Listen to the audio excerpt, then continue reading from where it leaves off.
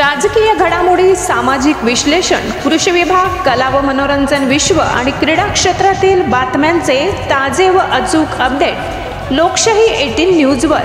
बातमी मागची बातमी, शोध सत्याचा। नर जातीचा बिबट्या जेरबंद। दिंडोरी तालुक्यातील पिंपरखेड येथे दिनांक 9 ला संदीप जोशी, गणेश जोशी यांच्या शेतात मजूर काम करत असताना एका बिबट्याचे बछडे आढळून आले।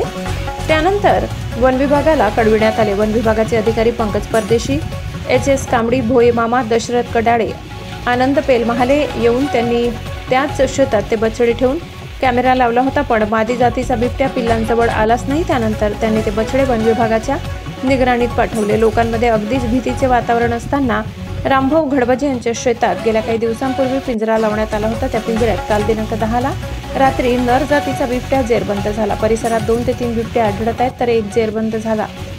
एक मादी, तिचे पिल्ले गावाजवळ जोशी यांच्या शेतात आहेत। तरी वन विभागाचे अधिकारी यांनी गावातील लोकांना, लहान मुलांना काळजी घ्या असे आवाहन केले आहे। तसेच पिंपरखेड येथील पोलीस पाटील संजय धात्रक, उपसरपंच वसंत घडबजे, सुखदेव मोरे, उमेश जोशी यांनी वन विभागाला अजून 2 पिंजरे लावावे अशी मागणी केली आहे। कारण गावातील कुत्रे, शेळ्या, लहान वासरे यासारखे भक्षक करणारे बिबटे लवकर जेरबंद व्हावे व गावातील तसेच परिसरातील भीतीचे वातावरण कमी होईल अशी मागणी केली।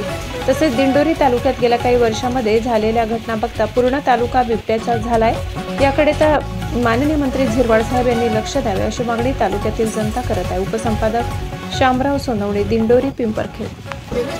नहीं घाबरू नका अब्बा